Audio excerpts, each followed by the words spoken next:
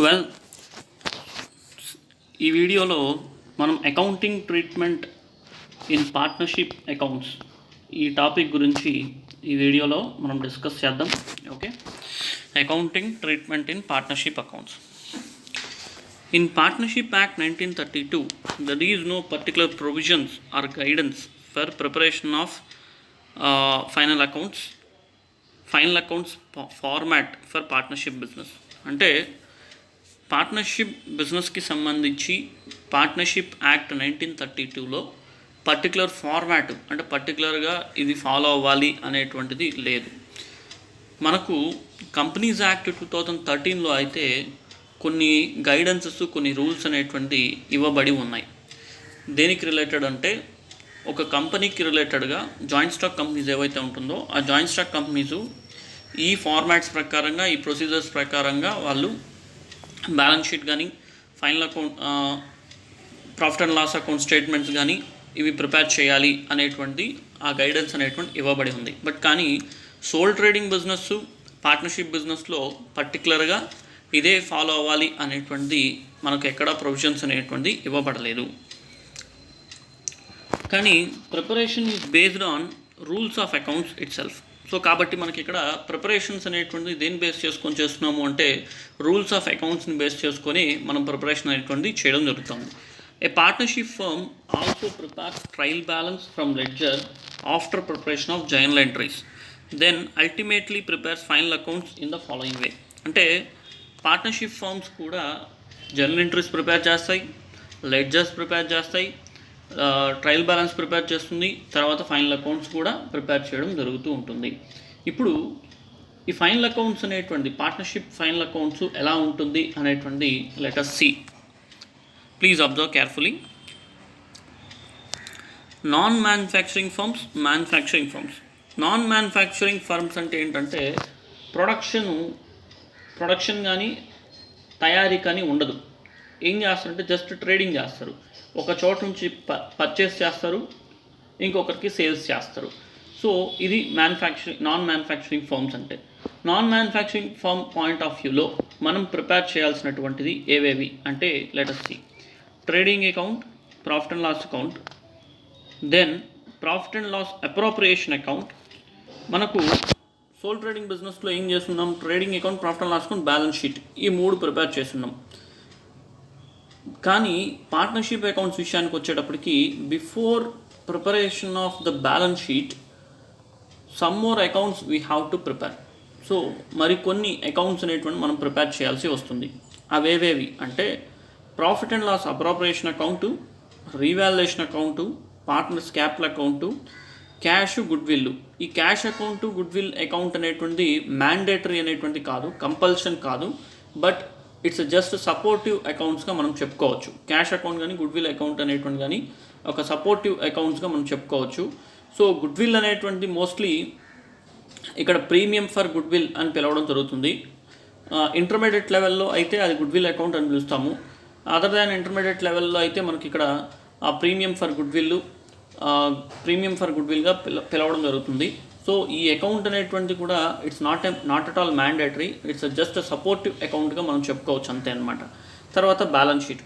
So యాక్చువల్గా మనకు మేజర్గా కావాల్సినటువంటి ఏవేవి అంటే trading account, profit and loss account, profit and loss appropriation account, revaluation account, partners capital account, a balance sheet.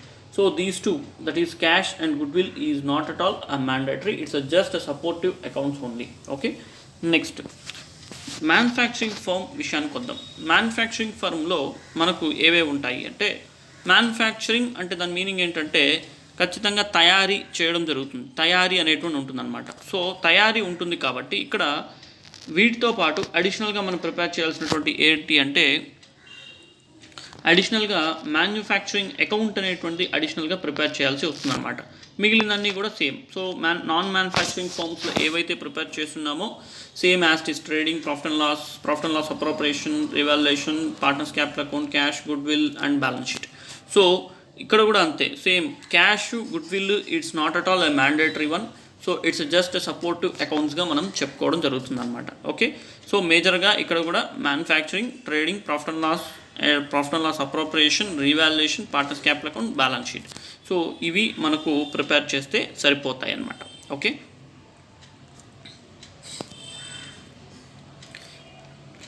So ఇందులో మనం అంటే సోల్ ప్రొప్రైటర్షిప్ ఫార్మ్ ఆఫ్ బిజినెస్కి రిలేటెడ్గా ఫైనల్ అకౌంట్స్ ప్రిపేర్ చేసేటప్పుడు మనకు తెలిసినటువంటి trading account, profit and loss account, ఈ రెండు మనకు ఆల్రెడీ తెలుసు. తర్వాత బ్యాలెన్స్ షీట్. సో మనకు తెలియాల్సింది మిగిలిన వాటి గురించి మనకు ఇన్ఫర్మేషన్ అనేటువంటి కావాలి. సో అందులో మనం ముందుగా sequential form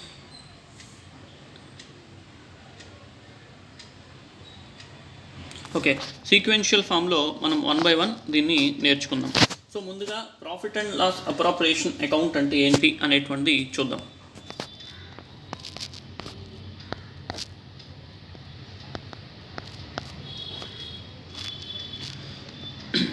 Profit and loss appropriation account. It is an extension of profit and loss account. It is an extension of profit and loss account.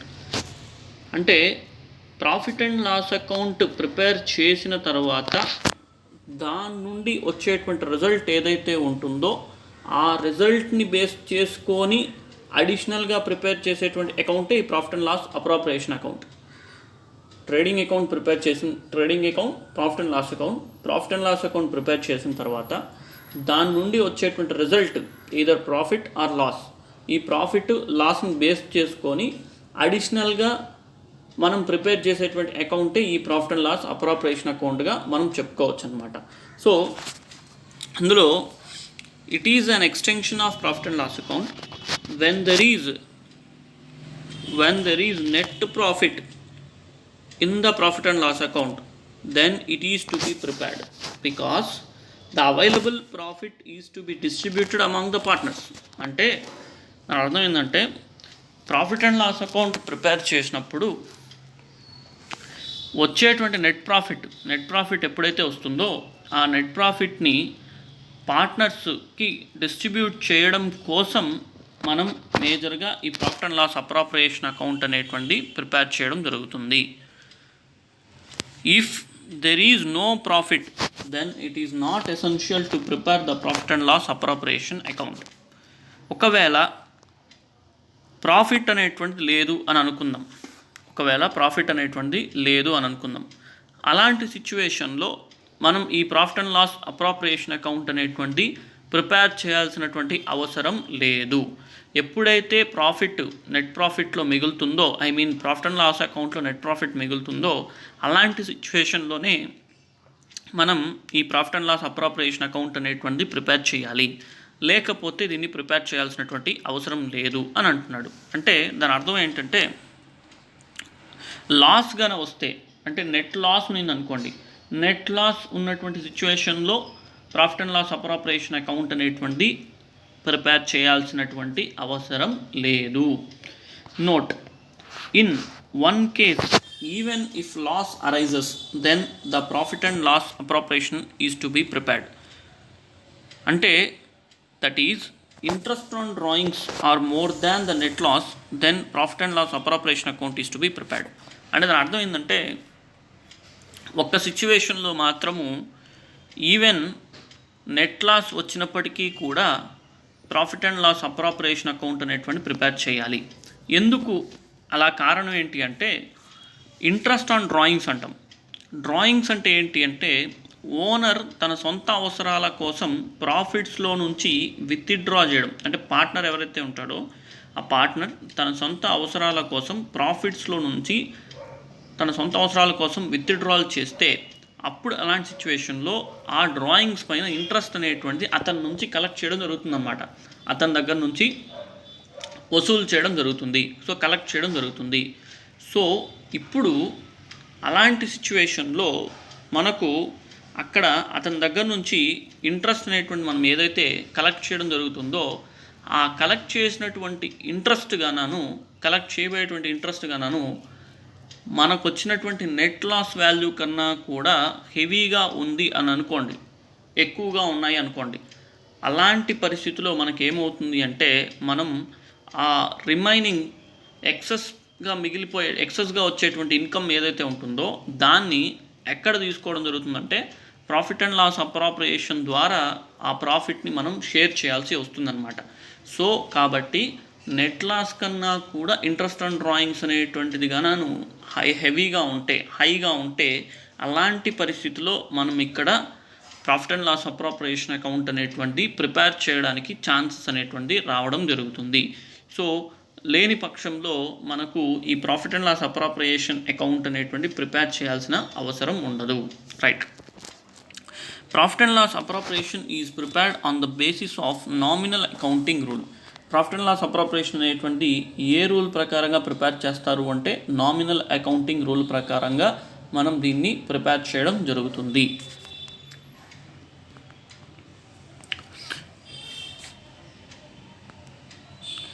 ఇక్కడ format profit and loss appropriation account ఏదైతే ఉందో ఆ format గురించి కొద్దిగా discuss చేద్దాం. ఇప్పుడు profit and loss appropriation ఏ rule ప్రకారంగా తీసుకోవాలి అనేటువంటి చెప్పాము అంటే నామినల్ అకౌంటింగ్ రూల్ ప్రకారంగా దీన్ని కన్సిడరేషన్ చేయాలి అనేటువంటి మనం చూసాం. So let us see. So ముందుగా profit and loss appropriation for the year ended, ఏ ఇయర్ ఇస్తే ఆ ఇయర్.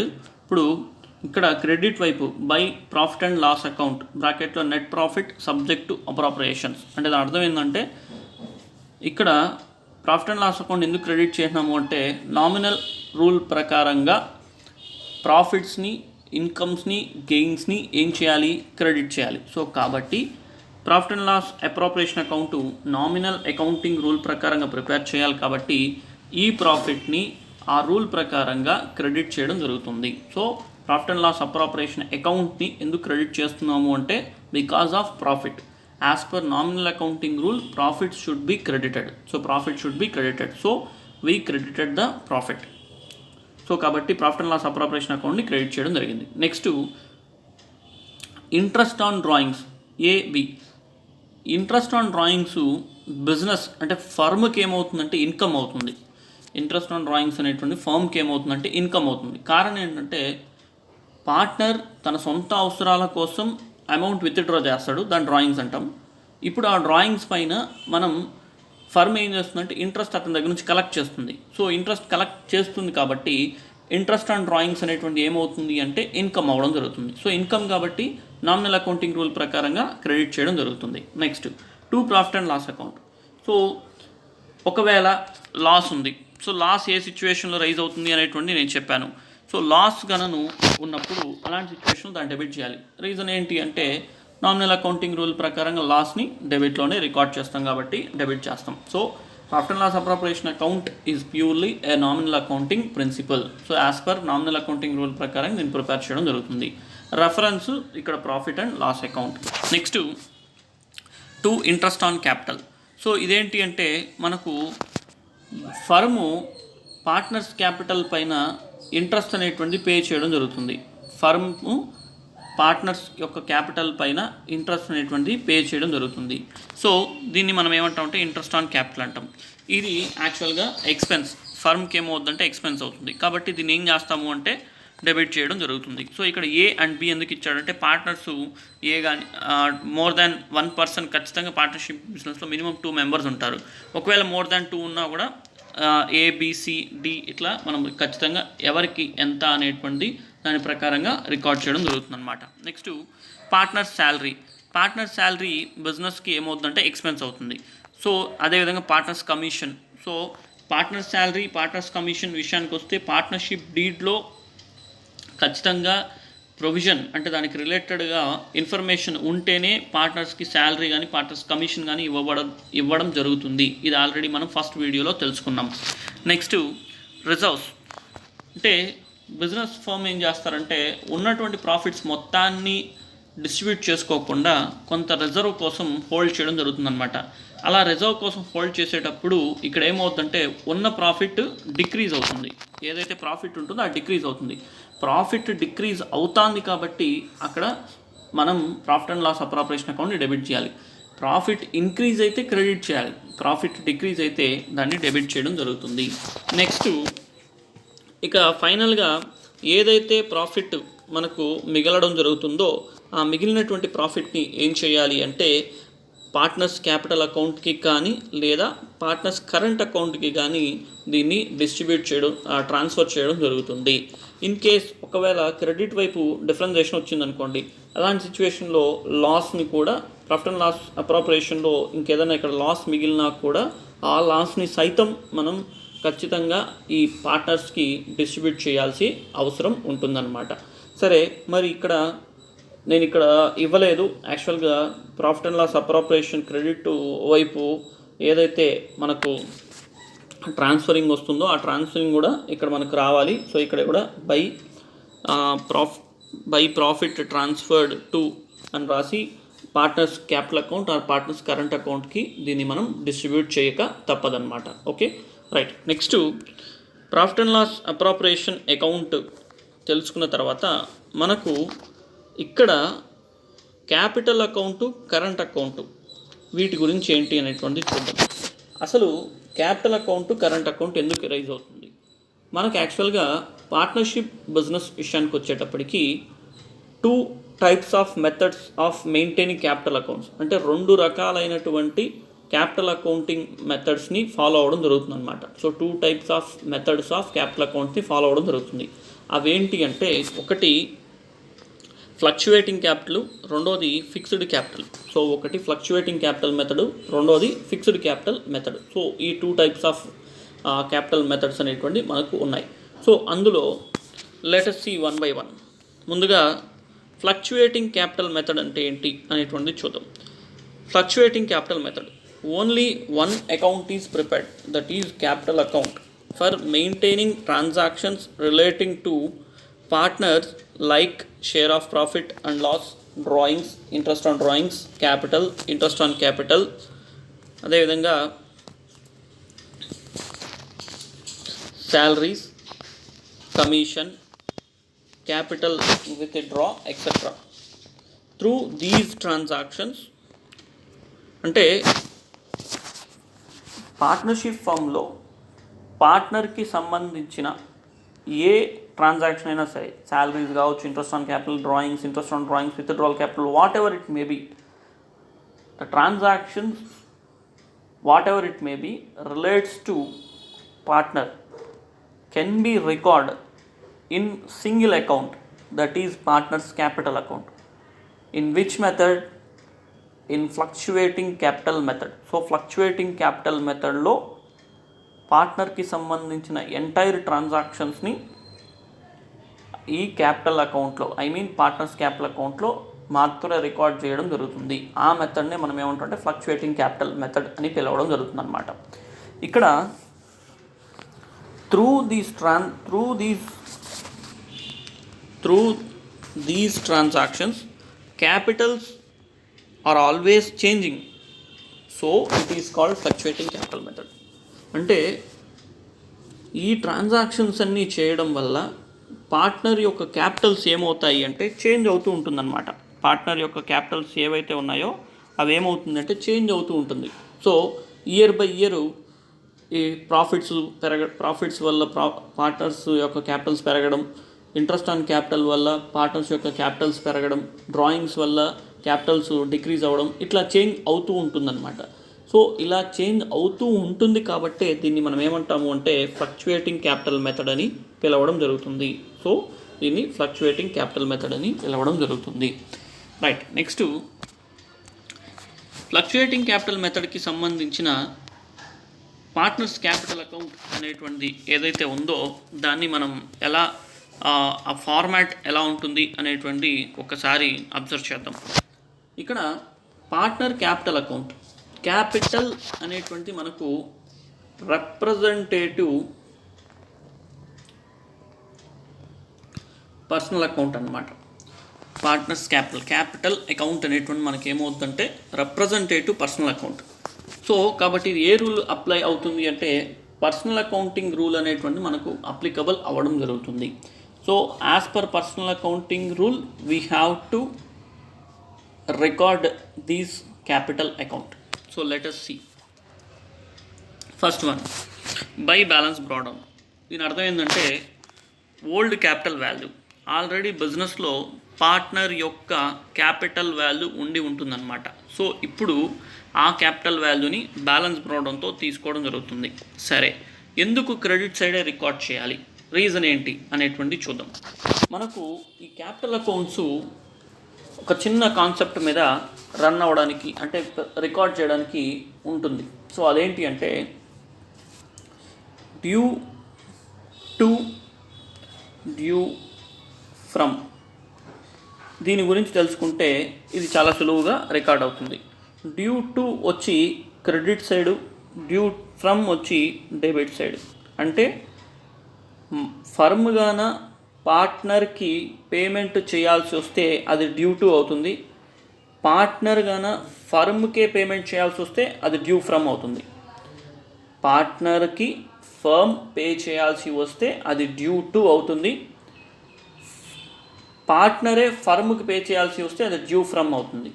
అలాంటి సిచ్యువేషన్లో డ్యూ టు వచ్చినప్పుడు పార్ట్నరు గివర్ అవుతాడు. సో పార్ట్నర్ ఏమవుతాడంటే గివర్ అవుతాడు ఎవరికి, ఫర్మ్కి. కాబట్టి అతన్ని క్రెడిట్ చేయడం జరుగుతుంది అన్నమాట. డ్యూ ఫ్రమ్ వచ్చినప్పుడు పార్ట్నరు ఏమవుతాడు అంటే రిసీవర్ అవుతారు. సో పార్ట్నర్ దగ్గర నుంచే బిజినెస్కి రావాలి అని అనుకున్నప్పుడు అక్కడ పార్ట్నర్ ఏమవుతాడు అంటే రిసీవర్ అవుతాడు. సో కాబట్టి డెబిట్ చేయాలి. ఏంటి సార్ ఇక్కడ పార్ట్నర్కి పే చేయాలి అని అన్నప్పుడు పార్ట్నర్ గివర్ ఎలా అవుతాడు, పార్ట్నర్ దగ్గర నుండే రావాలి అని అన్నప్పుడు పార్ట్నర్ రిసీవర్ ఎలా అవుతాడు అని అంటే, చిన్న లాజిక్ ఏంటంటే పార్ట్నర్షిప్ ఫర్మ్లో ఎలా జరుగుతుందంటే పార్ట్నర్ దగ్గర నుంచి రావాల్సినటువంటి అమౌంట్ ఏదైతే ఉంటుందో ఆ అమౌంట్ని, పార్ట్నర్ దగ్గర నుంచి రావాల్సినటువంటి అమౌంట్ ఏదైతే ఉంటుందో ఆ అమౌంట్ని ఫర్ము రిసీవ్ చేసుకోదు. అతని దగ్గర నుంచి రిసీవ్ చేసుకోకుండా అతని యొక్క క్యాపిటల్ ఆల్రెడీ పార్ట్నర్షిప్ ఫర్మ్లో ఉంటుంది. ఆ క్యాపిటల్ ఏదైతే ఉంటుందో ఆ క్యాపిటల్లో నుంచి డిడక్ట్ చేసుకోవడం జరుగుతుందన్నమాట. అంటే ఆ క్యాపిటల్ని రెడ్యూస్ చేసుకోవడం జరుగుతుంది. దీని అర్థం ఏంటి అంటే రెడ్యూస్ అవుతుంది అంటే పార్ట్నర్ ఆ అమౌంట్ ఏదైతే ఉందో అది రిసీవ్ చేసుకున్నాడు అని దాని యొక్క అర్థం. సో కాబట్టి ఇక్కడ ఆ పాయింట్ ఆఫ్ వ్యూలో డ్యూ ఫ్రమ్ అని వచ్చినప్పుడు అది మనకు డెబిట్ కిందకి రికార్డ్ చేయడం జరుగుతుందన్నమాట. అదే డ్యూ టు వచ్చిందనుకోండి, దాని అర్థం ఏంటి అంటే మనం ఫర్మ్ వచ్చి పార్ట్నర్కి పే చేయాలి. ఫర్మ్ వచ్చి పార్ట్నర్కి ఏం చేయాలి అంటే పే చేయాలి. ఇప్పుడు పార్ట్నర్కి పేమెంట్ చేయట్లేదు. పేమెంట్ చేయకుండా ఏం జరుగుతుంది అంటే కొన్ని ట్రాన్సాక్షన్స్ని ఆల్రెడీ ఏదైతే క్యాపిటల్ పెండింగ్ ఉందో ఆ క్యాపిటల్కి ఈ డ్యూ టు అమౌంట్ కూడా యాడ్ చేసుకోవడం జరుగుతుంది అనమాట. డ్యూ టు అమౌంట్ కూడా యాడ్ చేసుకోవడం జరుగుతుంది. కాబట్టి ఇక్కడ ఏమవుతుంది అంటే అతను ఇవ్వకపోయినా, ఎవరు పార్ట్నర్ ఇవ్వకపోయినా గివర్ లాగా కన్సిడరేషన్ చేయడం జరుగుతుంది. బికాజ్ రీజన్ ఏంటి అంటే ఇక్కడ ఫర్మే పార్ట్నర్కి బాకీ పడడం జరుగుతుంది. కాబట్టి ఆ సిచ్యువేషన్ని తీసుకొని పార్ట్నర్ బిజినెస్కి క్యాపిటల్ ఇచ్చినట్టుగా కన్సిడరేషన్ చేసి పార్ట్నర్స్ క్యాపిటల్ అకౌంట్ని క్రెడిట్ చేయడం జరుగుతుంది. సో అతను గివర్ లాగా మనం కన్సిడరేషన్ చేస్తాము. ఓకే, సో మనం అక్కడ డ్యూ టుని, డ్యూ ఫ్రమ్ని బిజినెస్ పాయింట్ ఆఫ్ వ్యూలో థింక్ చేస్తే మనకేమవుతుందంటే పార్ట్నరే మనకు అమౌంట్ ఇచ్చినట్టుగా కన్సిడరేషన్ చేస్తాం. అదేవిధంగా డ్యూ ఫ్రమ్ అంటే పార్ట్నర్ తీసుకున్నట్టుగా కన్సిడరేషన్ చేయడం జరుగుతుంది. సో ఈ పాయింట్ ఆఫ్ వ్యూలో మనకి ఇక్కడ క్రెడిట్ చేస్తాం, డెబిట్ చేయడం జరుగుతుంది. Let us see one by one. So first one, by balance brought down. Already partners యొక్క బ్యాలెన్స్ వాల్యూ బిజినెస్లో ఉంటుంది. ఇప్పుడు బిజినెస్సే అతనికి బాకీ పడడం జరుగుతుంది కాబట్టి అది డ్యూ టు అవుతుంది. సో డ్యూ టు కాబట్టి దాన్ని మనం ఏం చేస్తామంటే క్రెడిట్ చేయడం జరుగుతుంది. అదేవిధంగా next cash, bank, additional capital. ఇదేంటి అంటే ఫర్మ్కి పార్ట్నరు ఉన్న క్యాపిటల్ కన్నా కూడా ఇంకా అడిషనల్గా క్యాపిటల్ ఇచ్చాడు అనుకోండి, అప్పుడు వాడు ఏమవుతాడంటే గివర్ అవుతాడు. సో పార్ట్నర్ గివర్ అవుతాడు కాబట్టి పార్ట్నర్ క్యాపిటల్ అకౌంట్ని ఏం చేయాలంటే క్రెడిట్ చేయడం జరుగుతుంది. విత్ రెఫరెన్స్ క్యాష్ కానీ బ్యాంక్ కానీ తీసుకోవడం జరుగుతుంది. సో ఎంట్రీ ఏంటంటే ఎంట్రీ యాక్చువల్గా cash account to partners capital account, cash account debit to partners capital account is the journal entry. So ఇక్కడ గివర్ కాబట్టి పార్ట్నర్స్ క్యాపిటల్ అకౌంట్ని మనం ఏం చేస్తామంటే క్రెడిట్ చేయడం జరుగుతుంది. దేంతో అంటే రెఫరెన్స్ క్యాష్ కానీ బ్యాంక్ కానీ దాన్ని రెఫరెన్స్గా తీసుకోవడం జరుగుతుంది. Next by interest on capital. దీని అర్థం ఏంటంటే ఇప్పుడు ఆల్రెడీ బిజినెస్లో ఆల్రెడీ ఫామ్లో పార్ట్నర్ యొక్క క్యాపిటల్ ఉంది. ఆ క్యాపిటల్ పేమెంట్ అనేటువంటి పార్ట్నర్కి చేయాలి కదా, క్యాపిటల్కి పేమెంట్ చేయాలి కదా. కానీ పేమెంట్ చేయకుండా ఆల్రెడీ క్యాపిటల్ ఏదైతే ఉంటుందో ఆ క్యాపిటల్కి యాడ్ చేయడం జరుగుతుంది. సో అంటే దాని అర్థం ఏంటంటే డ్యూ టు పార్ట్నర్కి డ్యూ టు అవుతుంది. కాబట్టి ఈ క్యాపిటల్ వాల్యూ యాడ్ చేయడం వల్ల ఇంట్రెస్ట్ ఆన్ క్యాపిటల్కి యాడ్ చేయడం వల్ల interest on capital capital value increase అవుతుంది అనమాట. కాబట్టి ఇక్కడ by interest on capital. So దీన్ని రెఫరెన్స్గా తీసుకుంటాం. వీటికి సంబంధించి జర్నల్ ఎంట్రీస్ నేను నెక్స్ట్ ఎక్స్ప్లెయిన్ చేస్తాను. సో ఆ ఎంట్రీస్ కూడా చెప్తాను. నెక్స్ట్ అదేవిధంగా శాలరీ కమిషన్ డ్యూ టు పార్ట్నరే. ఇది కూడా శాలరీ కానీ కమిషన్ కానీ బిజినెస్కి ఎక్స్పెన్స్ అవుతుంది, పార్ట్నర్కి పేమెంట్ చేయాలి. కానీ ఇక్కడ పేమెంట్ అనేటువంటి చేయకుండా ఆల్రెడీ తనకు ఉన్నటువంటి క్యాపిటల్ ఏదైతే ఉంటుందో దానికి యాడ్ చేసుకోవడం జరుగుతుంది అనమాట. Next profit and loss appropriation, share of profit.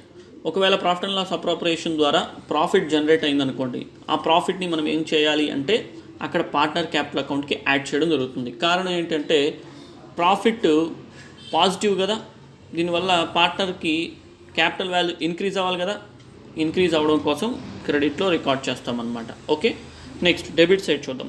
To cash bank బ్రాకెట్లో విత్డ్రా క్యాపిటల్. అంటే దీని అర్థం ఏంటంటే క్యాపిటలు ఏదైతే పార్ట్నరు బిజినెస్కి ఇచ్చింటాడో ఆ క్యాపిటల్ని పర్మనెంట్గా విత్డ్రా చేస్తాడు. This is not a drawings, please keep in your mind. This is not a drawings. దీన్ని డ్రాయింగ్స్ అని పిలవం. ఇది యాక్చువల్గా విత్డ్రా క్యాపిటల్ అంటాం. అంటే క్యాపిటల్ ఏదైతే ఉంటుందో ఆ క్యాపిటల్ని పర్మనెంట్గా విత్డ్రా చేస్తాడు. ఎందుకు విత్డ్రా చేస్తాడు? కారణం ఏంటి అంటే ఇప్పుడు ఒక ఇద్దరు partners A B business start చేసేటప్పుడు ఏ దగ్గర అమౌంట్ ఎక్కువగా ఉంది, బి దగ్గర తక్కువగా ఉంది. అలాంటి సిచ్యువేషన్లో ఏ ఏం చేసినాడంటే 7 lakhs పెట్టాడు ఇన్వెస్ట్మెంట్, బి ఏం చేసినాడంటే 5 lakhs ఇన్వెస్ట్మెంట్ పెట్టాడు అనుకుందాం. బిజినెస్ బాగా జరుగుతుంది. అలాంటి సిచ్యువేషన్లో బి దగ్గర కూడా క్యాపిటల్ వాల్యూ పెరిగింది. ఇప్పుడు వీళ్ళు ఏమనుకుంటారంటే కొత్తగా అగ్రిమెంట్ చేసుకుంటారు, ఇద్దరు క్యాపిటల్స్ ఈక్వల్గా ఉండాలి అని. అలాంటి సిచ్యువేషన్లో ఇంకేం చేస్తారు, ఏ దగ్గర ఎక్సెస్గా 2 lakhs ఉంది కదా, దీన్ని పర్మనెంట్గా ఫర్మ్లో నుంచి విత్డ్రా చేస్తాడు. సో ఇలాంటి క్యాపిటల్ని మనం ఏమంటాము అంటే విత్డ్రాల్ క్యాపిటల్ అని పిలవడం జరుగుతుంది. సో అలాంటి సిచ్యువేషన్లో ఇప్పుడు పార్ట్నర్ ఏం చేస్తున్నాడు, తీసుకెళ్ళిపోతున్నాడు. So he is a receiver కాబట్టి అతను ఏం చేయాలి, డెబిట్ చేయాలి. So with reference to cash or bank. ఇక్కడ ఇచ్చినప్పుడు అడిషనల్ క్యాపిటల్ ఇచ్చినప్పుడు క్రెడిట్ చేసినాం పార్ట్నర్స్ క్యాపిటల్ అకౌంట్ని. ఇప్పుడు అక్కడ విత్డ్రా చేస్తున్నాడు కాబట్టి డెబిట్ చేయాలి. సో ఎంట్రీ ఏంటంటే partner capital account to cash or బ్యాంక్గా దీన్ని మనం రికార్డ్ చేయడం జరుగుతుంది. నెక్స్ట్ డ్రాయింగ్స్ అనేటువంటిది ఏంటి అంటే బిజినెస్లో వచ్చేటువంటి ప్రాఫిట్స్ ఏదైతే ఉంటుందో ఆ ప్రాఫిట్స్ని తన సొంత అవసరాల కోసం ఓనర్ ఏం చేస్తుందంటే తన సొంత అవసరాల కోసం విత్డ్రా చేయడం జరుగుతుంది. అలాంటి దాన్ని డ్రాయింగ్స్ అంటాం. సో ఇప్పుడు విత్డ్రా చేసినాడు కాబట్టి ఇక్కడ మనం ఏం చేయాలంటే క్యాపిటల్ని డెబిట్ చేసుకోవడం జరుగుతుంది అన్నమాట. సో ఇక్కడ ఈ విత్డ్రాల్ క్యాపిటల్కి డ్రాయింగ్స్కి తేడా ఉంది. విత్డ్రాల్ క్యాపిటల్లో క్యాపిటల్ వాల్యూ డిక్రీజ్ అయిపోవడం జరుగుతుంది పర్మనెంట్గా. కానీ డ్రాయింగ్స్ విషయానికి వచ్చేటప్పటికి ఇక్కడ ఏమవుతుంది అంటే అగ్రిమెంట్ వల్ల లేదా పార్ట్నర్షిప్ అగ్రిమెంట్ చేంజెస్ వల్ల జరిగేటువంటి విత్డ్రాల్ కాదనమాట. సో ఓనర్ తన సొంత అవసరాల కోసం ఎమర్జెన్సీ నీడ్స్ ఉన్నప్పుడు తీసుకెళ్లేటువంటి క్యాపిటల్ని మనం ఇక్కడ డ్రాయింగ్స్గా చెప్పుకోవచ్చు. ఓకే, నెక్స్ట్ ఇక్కడ తను విత్డ్రా చేస్తున్నాడు కాబట్టి అతని క్యాపిటల్ డిక్రీజ్ చేయాలి, కాబట్టి దీన్ని డెబిట్ చేయడం జరుగుతుంది. Next interest on drawings. ఇప్పుడు డ్రాయింగ్స్ ఏదైతే ఉంటుందో ఆ డ్రాయింగ్స్ పైన ఇంట్రెస్ట్ అనేటువంటి ఫర్మ్ కలెక్ట్ చేయడం జరుగుతుంది. సో కాబట్టి ఇది ఫర్మ్కి ఇన్కమ్ అవుతుంది, ఇతనికి డిక్రీజ్ అవుతుంది. సో ఇతని క్యాపిటల్ డిక్రీజ్ అవ్వడం జరుగుతుంది. ఇది కూడా అంతే, ఖచ్చితంగా క్యాపిటల్ వాల్యూ అనేటువంటి సో ఇక్కడ కూడా డ్రాయింగ్స్ పైన ఇంట్రెస్ట్ అనేటువంటి పార్ట్నర్ డైరెక్ట్గా ఫర్మ్కి పేమెంట్ చేయడు in the form of cash రూపంలో కట్టడు అనమాట. ఇక్కడ ఏం చేస్తాడంటే అతనికి సంబంధించినటువంటి క్యాపిటల్ ఏదైతే ఉంటుందో అందులో నుంచి డిడక్ట్ చేయడం జరుగుతుంది. యాక్చువల్గా పేమెంట్ అనేటువంటి చేశాడు అనుకోండి క్యాష్ ఫామ్లో, అప్పుడు అది ఇక్కడ రికార్డ్ చేయాల్సిన అవసరం లేదు. ఎందుకంటే క్యాష్ ఫామ్లో పే చేస్తున్నాడు కాబట్టి దానికి సపరేట్గా ఎంట్రీ ఎలా రికార్డ్ చేస్తామంటే interest on cash account to interest on డ్రాయింగ్స్గా మనం రికార్డ్ చేసుకోవచ్చు. ఎప్పుడు ఇన్ కేస్ పార్ట్నర్గాన ఇంట్రెస్ట్ డ్రాయింగ్స్ పైన ఇంట్రెస్ట్ అనేటువంటి క్యాష్ ఫామ్లో పే చేస్తాయి. సో యాక్చువల్గా అలా జరగదు, ఏదైతే క్యాపిటల్ ఉంటుందో ఆ క్యాపిటల్లో నుంచే డిడక్ట్ చేయడం జరుగుతుంది అనమాట. Okay, next last one profit and loss appropriation or profit and loss account. ఇక్కడ చూడండి, గమనించండి బాగా, profit and loss appropriation or profit and loss account అన్నాను. అంటే అర్థం ఏంటంటే షేర్ ఆఫ్ లాస్. మనం చెప్పుకున్నాం ప్రాఫిట్ అండ్ లాస్ అప్రాప్రియేషన్ గురించి మాట్లాడేటప్పుడు, ప్రాఫిట్ అండ్ లాస్ అప్రాప్రియేషన్ అనేటువంటిది ప్రాఫిట్ జనరేట్ అయినప్పుడు మాత్రమే మనం అది ప్రిపేర్ చేయడం జరుగుతుంది అనేటువంటి చెప్పుకున్నాం. ఒకవేళ profit and loss appropriation prepare చేయలేని సందర్భం వచ్చింది, అంటే లాస్ వచ్చింది అనుకోండి, లాస్ వచ్చినప్పుడు మనం ఏం చేస్తాము అంటే ప్రాఫిట్ అండ్ లాస్ అకౌంట్లోనే బై నెట్ లాస్ అని రికార్డ్ చేస్తాం. సో ఇప్పుడు ఆ నెట్ లాస్ని మనం ఎక్కడ రికార్డ్ చేసుకుంటామంటే ఇక్కడే ప్రాఫిట్ అండ్ లాస్ అకౌంట్లోనే ఆ నెట్ లాస్ రికార్డ్ చేస్తాం. సో షేర్ చేసేది కూడా ఎక్కడ షేర్ చేస్తాము అంటే ప్రాఫిట్ అండ్ లాస్ అకౌంట్లోనే దాన్ని షేర్ చేయడం జరుగుతుందన్నమాట. ఓకే, సో దాన్ని ఇక్కడ డెబిట్స్ వైపున లాస్ కాబట్టి, because it is a negative, loss means negative, so it have to be bear by the partners. దీన్ని ఎవరు భరించాలంటే పార్ట్నర్స్ భరించాలి, కాబట్టి డెబిట్లో దీన్ని రికార్డ్ చేయడం జరుగుతుంది. ఓకే, ఇక ఫైనల్గా balance carried on, balance brought down. So differentiations, రెండింటి యొక్క డిఫరెన్షియేషన్స్ని తీసుకొని క్యారీడ్ ఆన్ బ్రాడ్ డౌన్స్గా మనం రికార్డ్ చేయడం జరుగుతుంది. So this is what fluctuating capital method. Single క్యాపిటల్లోనే, అంటే ఒకే అకౌంట్లోనే టోటల్గా మనం దీన్ని రికార్డ్ చేయడం జరుగుతుంది. నెక్స్ట్ వీటికి సంబంధించిన journal entries, interest on capital, salaries next upcoming టైంలో నేను మీకు ఖచ్చితంగా ఈ వీడియోలోనే ఎక్స్ప్లెయిన్ చేయడం జరుగుతుంది. So next fixed capital method అంటే ఏంటి అనేటువంటి చూద్దాం.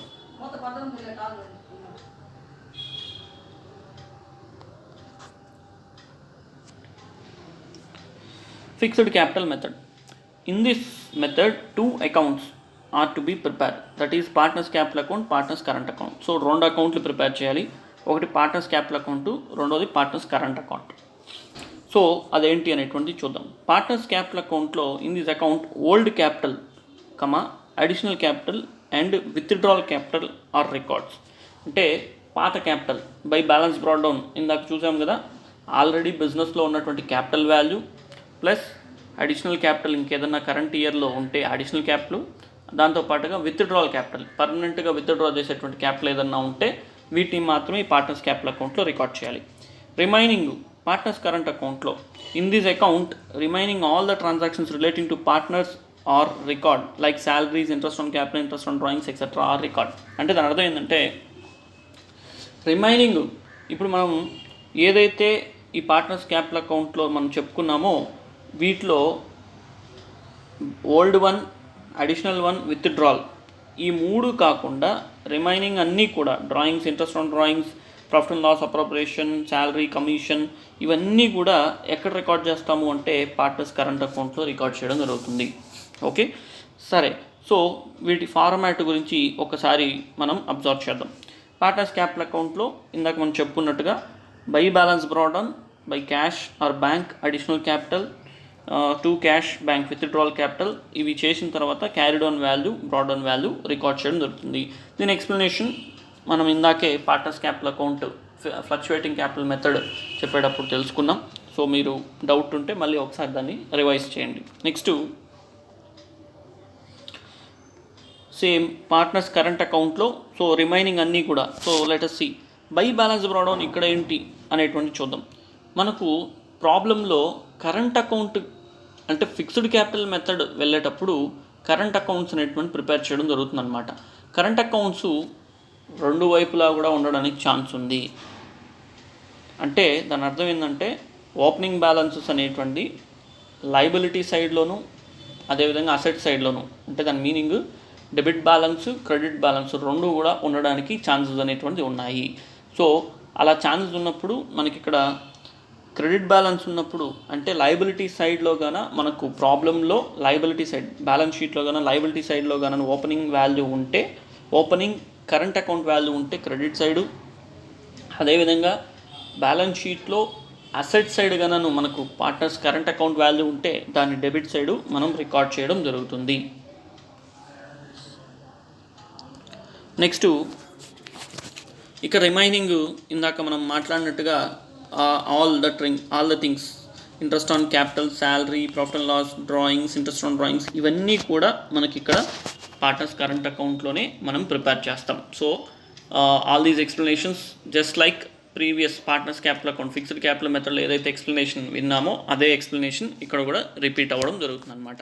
సరే, both partners capital account and partners current account are personal accounting rules. So మనం అది కూడా చెప్పుకున్నాం. ఖచ్చితంగా ఇవి మనకు ఏ రూల్ ప్రకారంగా అప్లై అవుతుంది అంటే పర్సనల్ అకౌంటింగ్ రూల్ ప్రకారంగానే మనకు ఇది అప్లికబుల్ అవ్వడం జరుగుతుంది.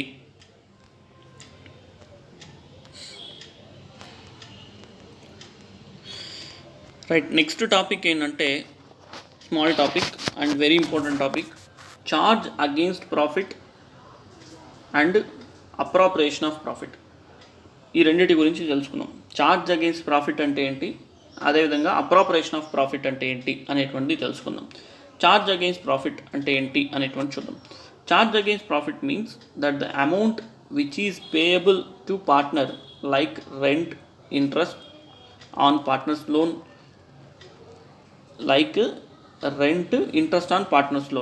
should be paid or credited to partners capital either firm gets profit or loss. అంటే అర్థం ఏంటంటే ఫర్మ్కి ప్రాఫిట్ రావచ్చు, లాస్ రావచ్చు.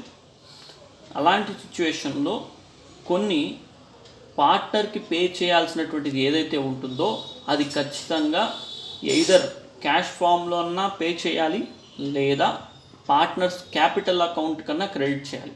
మనం అక్కడ పార్ట్నర్స్ క్యాపిటల్ అకౌంట్లో కొన్ని క్రెడిట్ చేయడం జరిగింది. సో నేనేం చెప్పాను, అక్కడ పార్ట్నర్కి డైరెక్ట్గా పేమెంట్ అనేటువంటిది చేయకుండా పార్ట్నర్ క్యాపిటల్ అకౌంట్కి యాడ్ చేయడం జరుగుతుంది అని అన్నాను. So reason is here. ఇక్కడ ఏంటంటే క్యాష్ ఫామ్లో అన్నా కడతారు లేదా పార్ట్నర్ క్యాపిటల్ అకౌంట్ కన్నా దాన్ని యాడ్ చేస్తారు. ఖచ్చితంగా చార్జ్ అగెయిన్స్ట్ ప్రాఫిట్ అంటే మాత్రం ఫర్మ్కి ప్రాఫిట్ రాని లాస్ రాని దాంతో సంబంధం లేదు. సో ఖచ్చితంగా పేమెంట్ అనేటువంటిది చేసి తీరాల్సిందే. నెక్స్ట్ అప్రాప్రియేషన్ ఆఫ్ ప్రాఫిట్ అంటే మీనింగ్ ఏంటంటే ప్రాఫిట్ని అపోర్షన్ చేయడం, వచ్చిన ప్రాఫిట్ని అపోర్షన్ చేయడాన్ని అప్రాప్రియేషన్ ఆఫ్ ప్రాఫిట్ అంటాం. అంటే దాని అర్థం ఏంటి అంటే బిజినెస్లో that the amount which is payable to partners like salary, commission, bonus, interest on capital etc. should be paid or credited to partner if partnership firm gets profit only.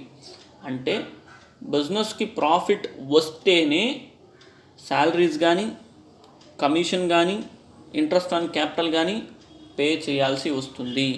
ఒకవేళ ఫర్మ్కి కన్నా profits రాకపోతే లాస్ వస్తే అలాంటి సిచ్యువేషన్లో ఈ appropriations salaries, commission, interest on capital పార్ట్నర్స్కి pay చేయాల్సినటువంటి అవసరం లేదు. So whenever the firm gets the profits then only the partners will get the salary, commission, interest on capital. Otherwise the partners are not eligible to receive these additional benefits from. Right, so journal entries గురించి తెలుసుకుందాం. ఈ journal entries కొన్ని వాటికి సంబంధించి చూద్దాం. ఇక్కడ interest on క్యాపిటల్కి సంబంధించి 2 జర్నల్ ఎంట్రీస్ మనం ప్రిపేర్ చేయాలి. అవి ఏంటి, let us see. First one, interest on capital account debit to partners capital account or current account. So partners capital account, current account ఎప్పుడెప్పుడు యూస్ చేస్తామో తెలుసు. Fixed capital method, fluctuating capital method. సరే, దీని explanation విందాం. Interest on capital అనేటువంటి ఫర్మ్కి ఏమవుతుందంటే expense అవుతుంది, కాబట్టి డెబిట్ చేయడం జరిగింది.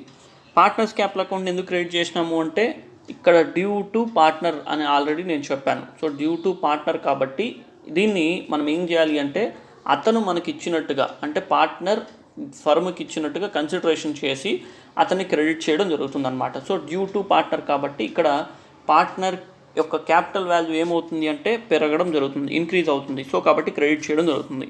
Next being the interest on capital allowed to partner.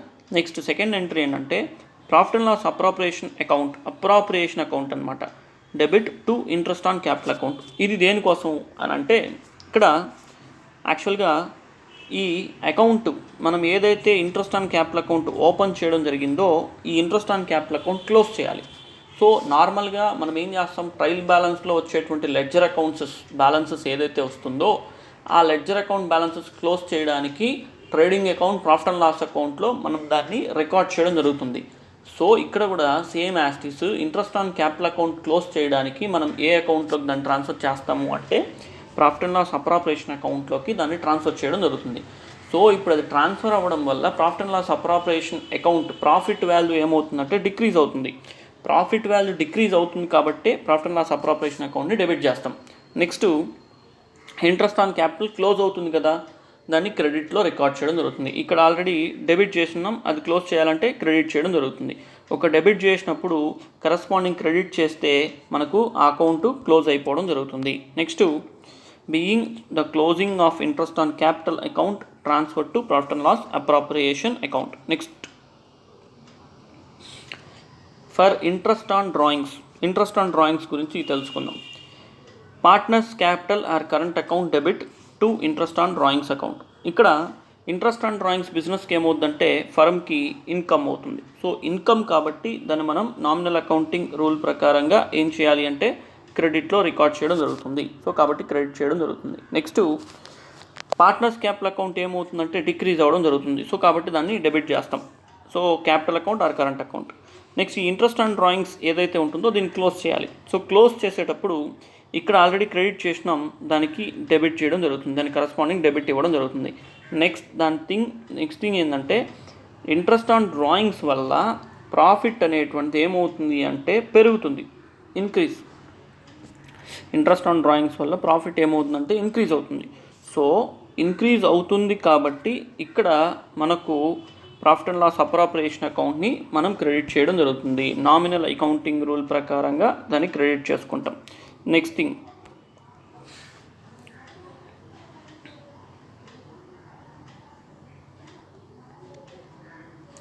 For partner salary or commission విషయానికి వద్దాం. సో ఇప్పుడు ఇక్కడ పార్ట్నర్స్ శాలరీ ఆర్ కమిషన్ అనేటువంటిది బిజినెస్కి ఏమవుతుంది, ఎక్స్పెన్స్ అవుతుంది. ఎక్స్పెన్స్ కాబట్టి దాన్ని డెబిట్ చేయడం జరుగుతుంది. నామినల్ అకౌంటింగ్ రూల్ ప్రకారంగా ఏం చేయాలి అంటే డెబిట్ చేసుకోవాలి. నెక్స్ట్ థింగ్ ఇక్కడ పార్ట్నర్స్ క్యాపిటల్ అకౌంట్ క్రెడిట్ చేయాలి, బికాస్ దానికి అది డ్యూ టు కాబట్టి. సో డ్యూ టు కాబట్టి పార్ట్నర్స్ క్యాపిటల్ అకౌంట్ ఏమవుతుందంటే ఇంక్రీజ్ అవుతుంది. సో ఇంక్రీజ్ అవుతుంది కాబట్టి మనం క్రెడిట్లో రికార్డ్ చేయడం జరుగుతుంది. నెక్స్ట్ ఈ క్లోజ్ చేయడానికి దీన్ని క్రెడిట్ చేస్తాం. సో క్లోజింగ్ కోసం పార్ట్నర్స్ శాలరీ ఆర్ కమిషన్ అకౌంట్ని క్రెడిట్ చేస్తాం, దీన్ని డెబిట్ చేయడం జరుగుతుంది. ప్రాఫిట్ అండ్ లాస్ అప్రాప్రియేషన్ అకౌంట్ని డెబిట్ చేయాలి. ఎందుకు డెబిట్ చేయాలి అంటే రీజన్ ఏంటి అంటే శాలరీ, కమిషన్ రెండు ఎక్స్పెన్సెస్ వల్ల ప్రాఫిట్ ఏమవుతుంది, డిక్రీజ్ అవుతుంది కాబట్టి ప్రాఫిట్ అండ్ లాస్ అప్రాప్రియేషన్ అకౌంట్ని డెబిట్ చేస్తాం. అదే ప్రాఫిట్ పెరిగేటట్టుగా అయితే నామినల్ అకౌంటింగ్ రూల్ ప్రకారంగా క్రెడిట్ చేస్తాం. అదే ప్రాఫిట్ డిక్రీజ్ అయితే డెబిట్ చేసుకుంటాం. Next for transfer of reserve